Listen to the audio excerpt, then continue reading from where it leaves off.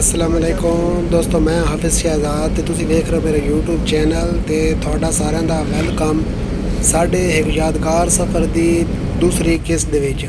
ਤੇ ਦੋਸਤੋ, ਪਹਿਲੀ ਕਿਸ਼ਤ ਵਿੱਚ ਅਸੀਂ ਮਲਕਵਾਲ ਪਹੁੰਚਿਆ ਸੀ। ਮਲਕਵਾਲ ਤੋਂ ਥੋੜਾ ਜਿਹਾ ਅੱਗੇ ਮੰਡੀ ਦੇ ਨਜ਼ਦੀਕ। ਤੇ ਦੂਸਰੀ ਕਿਸ਼ਤ ਵਿੱਚ ਨਾ ਅਸੀਂ ਹੁਣ ਮੰਡੀ ਤੋਂ ਅੱਗੇ ਆਪਣਾ ਸਫ਼ਰ ਸ਼ੁਰੂ ਕਰਨ ਲੱਗਿਆ। ਇਹ ਤੁਸੀਂ ਪਹਿਲੇ ਜਿੱਥੇ ਸਟਾਰਟ ਵਿੱਚ ਵੇਖਿਆ ਨਾ, ਇਹ ਮੰਡੀ ਬਾਵਲਦੀਨ ਤੋਂ ਬਾਹਰੋਂ ਬਾਹਰ ਨਾ ਬਾਈਪਾਸ ਹੈ। ਮਲਕਵਾਲ ਸਾਈਡ, ਮਲਕਵਾਲ ਵਾਲੀ ਸਾਈਡ ਤੋਂ ਵੀ ਹੈ ਜਾਂ ਸਰਗੋਦ ਵਾਲੀ ਸਾਈਡ ਤੋਂ ਵੀ ਹੈ ਨਾ, ਤੇ ਇਹ ਬਾਹਰੋਂ ਬਾਹਰ ਬਾਈਪਾਸ ਨਿਕਲਦਾ। ਅਗਰ ਤੁਸੀਂ ਜੇਲਾਂ ਮੈਣਾ ਜਾਂ ਖਾਰੀਆਂ ਮੈਣਾ ਨਾ, ਤੇ ਇਸ ਬਾਈਪਾਸ ਦੇ ਜ਼ਰੀਏ ਸੇਮ ਨਾਲੇ ਦੇ ਨਾਲ ਨਾ ਤੁਸੀਂ ਆ ਕੇ ਇਸ ਰੋਡ ਤੇ ਚੜ੍ਹ ਵੈਸੋ। ਇਹ ਰੋਡ ਹੈ ਮੰਡੀ ਬਾਵਲਦੀਨ ਤੋਂ ਜੇਲਮ ਤੇ ਖਾਰੀਆਂ ਵਾਲਾ। ਤੇ ਦੋਸਤੋ, ਅਸੀਂ ਇਸ ਰੋਡ ਤੇ ਬੜਾ ਅਰਸਾ ਪਹਿਲੇ ਨਾ 2002-03 ਵਿੱਚ इस रोड ते बड़ा सफ़र किया। तो उस टाइम रोड जो ना बिल्कुल सिंगल होंदा ही, तो सिंगल रोड होने की वजह तो इस उत्ते बड़े हादसात होंदे हैं। यानी एक साइड आई रोड की, दूसरी साइड कोई नहीं बनी हुई, तो ट्रैफिक होंदी है इस रोड ते बहुत ज़्यादा, तो जिस की वजह तो काफ़ी हादसात होंदे हैं। तो उस तो बाद जो रोड ना नवा बन गया, तो यह हुण असीं सफ़र करांदे जनाब पहुँच चुके हैं जेलम। ਇਹ ਪਹਿਲੇ ਅਸੀਂ ਸਰਾਏ ਲੰਗੀਰ ਵਾਲੀ ਨਹਿਰ ਦੇ ਨਾਲ ਉਸ ਰੋਡ ਤੇ ਜਿਹੜਾ ਮੈਂ ਤੁਹਾਨੂੰ ਪਹਿਲੇ ਵਿਖਾਇਆ ਉਸ ਤੇ ਸਫ਼ਰ ਕੀਤਾ, ਤੇ ਉਹ ਕਰਿੰਦੇ ਅਸੀਂ ਇਸ ਰੋਡ ਦੇ ਜ਼ਰੀਏ ਪਹੁੰਚ ਗਏ ਹਾਂ ਜੇਲਮ। ਤੇ ਇਹ ਜੇਲਮ ਸ਼ਹਿਰ ਹੈ। ਇਹ ਤੁਸੀਂ ਵੇਖਦੇ ਪਏ ਜੀਟੀ ਰੋਡ ਦੇ ਉੱਤੇ ਅਸੀਂ ਗੁਜ਼ਰ ਰਹੇ ਹਾਂ। ਸੱਜੇ ਹੱਥ ਵੀ ਜੇਲਮ ਸ਼ਹਿਰ ਦੀ ਆਬਾਦੀ ਹੈ, ਖੱਬੇ ਹੱਥ ਵੀ ਜੇਲਮ ਸ਼ਹਿਰ ਦੀ ਆਬਾਦੀ ਹੈ, ਤੇ ਇਹ ਵਿੱਚ ਹੀ ਮਿਕਸ ਹੈ। ਕੈਂਟ ਵੀ ਜਿਹੜਾ ਹੈ ਨਾ ਜੇਲਮ ਦਾ, ਉਹ ਵੀ ਅੱਧਾ ਰੋਡ ਜੀਟੀ ਰੋਡ ਦੇ ਸੱਜੇ ਹੱਥ ਤੇ ਅੱਧਾ ਖੱਬੇ ਹੱਥ ਹੈ। तो इस दे सफ़र करेंदे हुए असी आए जनाब, हम तुसी वेख रहे हो यह दरियाए जेलम है। दरियाए जेलम की पुल है जेलम शहर के कोल जी है।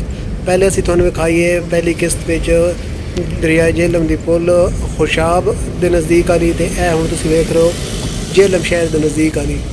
तो यह तुसी वेख रहे हो माशाअल्लाह बड़ी खूबसूरत पुल बनी है। तो इत्थों सज्जे हत्थ अगर वेख्या वंजे ना, तो वो नज़र हुण पुरानी पुल नहीं आ रही, वो दूसरी इस दे नाल एक होर पुल है ना जी, जिस दे जरिए रावलपिंडी तो लाहौर जाने अपना गुजरिंदा ना, उस पुल दे तो वो पुरानी पुल नज़र आती है, जी बहुत ही पुरानी बहुत ही तारीखी पुल है। जो पुराने वक्तों में जिस टाइम जीटी रोड बने ना, उस टाइम वो पुल इस्तेमाल होती है। तो बाद में उस पुल का इस्तेमाल ख़त्म हो गया जिस टाइम नवी पुल बनी।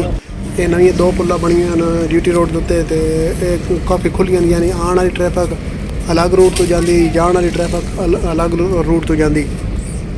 तो यह तुम वेख रहे हो इधर जेलम शहर ही है। असी फिलहाल इतने गुजर रहे हैं। जेलम शहर जो ना सन काफ़ी पहले भी असी इस मतलब आए से, तो उस टाइम भी बहुत खूबसूरत लगे, तो हुण भी बहुत खूबसूरत है, क्योंकि खुला खाला साफ सुथरा शहर है। तो असी जनाब इतने होटल ते ब्रेक की, इतने असी नाश्ता किया, तो माशाअल्लाह जीटी रोड के उत्ते होटल आई, तो बड़ा ही महंगा होटल आई। तो सिर्फ 3 पराठे असी खाधे, तो एक सालन की प्लेट आई, तो उन्हें सही साड़ी चंड लाई। तो ये रोटी शोटी खाने तो बाद असी दोबारा अपने सफ़र का आगाज़ कर दिता। तो यह हम जो तुम वेख रहे हो ना नज़ारे, ये जनाब पोठवार दे पहाड़ शुरू हो गए।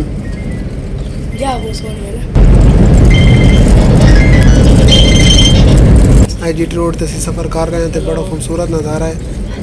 तो जीटी रोड तो वैसे ये मौज है कि मोटरसाइकिल साइकिल खोती रेहड़ी हर किस्म की ट्रैफिक जी ने इस उत्ते चलती है। तो मोटरवे के उत्ते सिर्फ ना वड्डी ट्रैफिक चलती है, बाकी छोटी ट्रैफिक कोई नहीं चलती।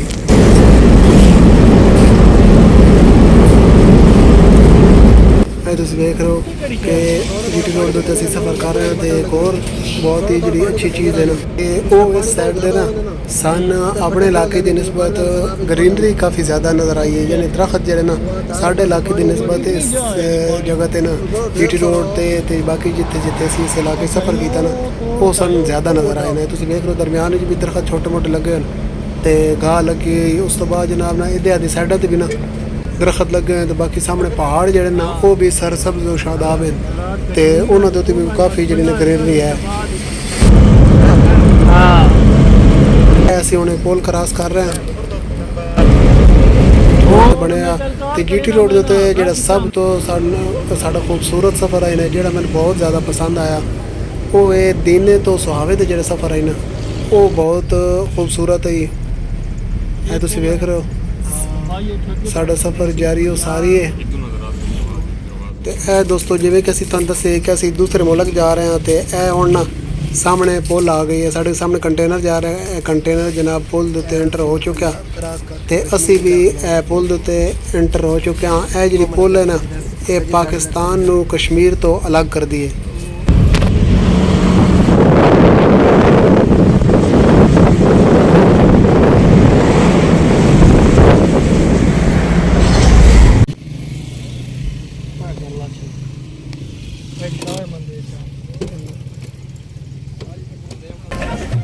ਪਾਕਿਸਤਾਨ ਦੇ ਵਿੱਚੋਂ ਆਜ਼ਾਦ ਕਸ਼ਮੀਰ ਵਿੱਚ ਐਂਟਰ ਹੋ ਗਿਆ ਤੇ ਇੱਥੇ ਅਸੀਂ ਸਮਾਨ ਲਾਇਆ। ਸਮਾਨ ਲਾ ਕੇ ਯਾਨੀ ਜਿਹੜੀ ਅਸੀਂ ਗਾਂ ਲੈ ਕੇ ਗਏ ਅਸੀਂ ਉਹ ਜਨਾਬ ਲਾਇਆ। ਉਸ ਤੋਂ ਬਾਅਦ ਅਸੀਂ ਕੋਈ 2 ਘੰਟੇ ਸਟੇ ਕੀਤਾ। 2 ਘੰਟੇ ਸਟੇ ਕਰਨ ਤੋਂ ਬਾਅਦ ਦੁਬਾਰਾ ਅਸੀਂ GT ਰੋਡ ਤੇ ਚੜ੍ਹ ਗਏ ਤੇ ਹੁਣ ਸਾਡਾ ਸਫ਼ਰ ਦੀਨੇ ਤੋਂ ਜੇਹਲਮ ਵਾਲੀ ਸਾਈਡ, ਦੀਨੇ ਤੋਂ ਬਲਕਿ ਸੁਹਾਵੇ ਵਾਲੀ ਸਾਈਡ ਤੇ ਜਾਰੀ ਹੈ।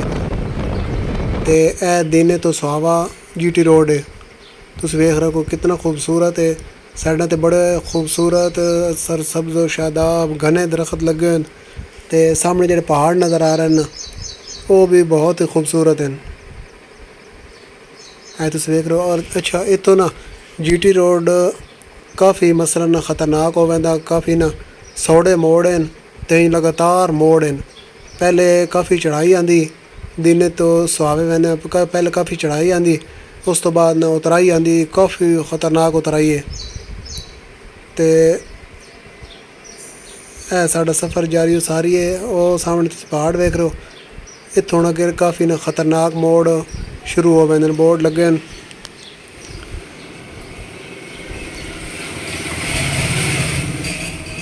कि अगे ख़तरनाक चढ़ाई है, उस तो बाद ख़तरनाक उतराई है। तो गाड़ी एहतियात से चलाएं। तो बारिश खास करके ना इस रोड के उत्ते सफ़र बहुत मुश्किल हो जाता है। एक ना बहुत ही नायाब चीज़ है सामने तुसीं वेख रहे हो, फोर्ड की ना पुरानी गड्डी। तो ये जर्मनी दी गड्डियां बड़ी खूबसूरत गड्डियां तो बड़ियां पुरानियां। तो मैंने सही अंदाज़ा नहीं जर्मनी दी या अमरीका दी, बहरहाल ना ये इस इलाके में ना काफ़ी तादाद में चलदियां ते काफ़ी लोगों ने सुतरा समा के रखी हैं। तो साढ़े इलाके में तो बिल्कुल कोई नहीं। तो इस इलाके में जिन्हें बहुत ज़्यादा नज़र आती पुठवार के इलाके खारियां, जेलम, रावलपिंडी, चकवाल, इस इलाके में इन्हें गड्डियां तो अजे भी लोग सफ़र करते हैं। तो बड़ियां पीढ़ियां तो बड़ियां जनाब न जोर आवर गड्डियां। तो क्यों जी पहाड़ी सफ़र इस इलाके में तो गड्डियां भी जी तकड़ियां चाहिए होंदियां, माड़ी मोटी गड्डी जी ना उस इलाके कामयाब नहीं है। तो ये गड्डियां जड़ियां ने बड़ियां तकड़ियां गड्डियां, डीजल तो पता नहीं कि इन्हां दा खर्चा है, बहरहाल ना हैं बड़ियां पीढ़ियां। इत्थे भी तुसीं काफ़ी गड्डियां वेख रहे हो। ऐसी जनाब सफ़र करेंदे करांदे सुहावे पहुँच गया। इत्थे बाहर वधे सुहावा शहर, सुहावे शहर चो अगे तो तुसीं वेख रहे हो माशाअल्लाह रोड दे नाल ही बड़ी खूबसूरत मस्जिद। तो असीं GT रोड के उत्ते सफ़र करेंदे सुहावे च होंदे हुण असीं चकवाल की हदूद में दाखिल हो गए। तो यह चकवाल की हदूद ही साडा सफ़र जारी सारी। तो यह दोस्त तुसीं वेख रहे हो बाईपास असीं टर्न ले लिया। तो असीं हुण ना चोआ सैदन शाह जिहड़ा शहर है ना उस तो बाहरों बाहर बाईपास है, पहाड़ी उत्ते चढ़दा रोड। तो उस दे उत्ते असीं जा रहे हैं। तो साडे खब्बी साइड ते वो तुसीं सामने वेख रहे हो चोआ सैदन शाह शहर है। तो यह जी बड़ी ख़तरनाक जी चढ़ाई तो उतराई है, असीं चढ़ाई चढ़ रहे हैं। तो यह सामने तुसीं ट्रक वेख रहे हो ये उतर रहा। तो बिल्कुल ब्रेकां ला के जनाब जरा मट्ठा मट्ठा मट्ठा मट्ठा जरा लांदा वैंदा। तो चो सैदन शाह शहर तुसीं वेख रहे हो सामने, बहुत ही खूबसूरत शहर है। इधर दे इसके चारे तरफ ना पहाड़ हैं तो दरमियान में बहुत खूबसूरत शहर है। अंदरों भी ना बहुत खूबसूरत एक दफ़ा मैं वेखी।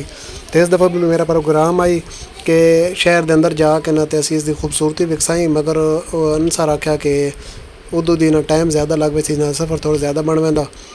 तो कुछ मसाइल आने इसकी वजह तो असीं जिहड़ा शहर के अंदर दाखिल ना हो सके। तो असीं तो बाईपास लैके तो बाहरों बाहर असीं निकल गए हाँ। तो अगों बन के ना ये किला कटास है ना जिथे मंदिर भी हैं हिंदुओं के। तो उत्थे बन के जिहड़ा ना ये बाईपास वाई निकलदा तो उत्थों तो जिहड़ा ना कलर कहार रोड वखरा हो वैंदा। तो वो रोड जिहड़ा ना कलर कहार बनदा पे जिसकी वजह तो काफ़ी साडा सफ़र मुश्किल होया। तो 25-30 किलोमीटर का सफ़र जिहड़ा ना काफ़ी घंटे में असीं तय किया। तो यह तुसीं सामने वेखदे पे हो सामने पुराने नज़र आ रहे हैं ये कटास राज मंदिर हैं हिंदुओं के, बहुत ही मुकद्दस बहुत ही पुराने मकामात हैं। तो ਕਰਦੇ ਅਸੀਂ ਕਲਰ ਕਾਰ ਦੇ ਵਿੱਚ ਥੋੜ੍ਹਾ ਜਿਹਾ ਸਟੇ ਕਰਕੇ ਉਸ ਤੋਂ ਬਾਅਦ ਅਸੀਂ ਇਹ ਹੁਣ ਆਪਣੇ ਰੋਡ 'ਤੇ ਸਫ਼ਰ ਕਰ ਰਹੇ ਹਾਂ, ਯਾਨੀ ਕਲਰ ਕਾਰ ਤੋਂ ਖੁਸ਼ਾਬ। ਤੇ ਇਹ ਖੁਸ਼ਾਬ ਵਾਲੀਆਂ ਪਹਾੜੀਆਂ, ਪਹਿਲ ਪਦਰਾੜ ਵਾਲੀਆਂ ਪਹਾੜੀਆਂ ਇਹਨਾਂ ਨੂੰ ਵਖਿੰਦਾ।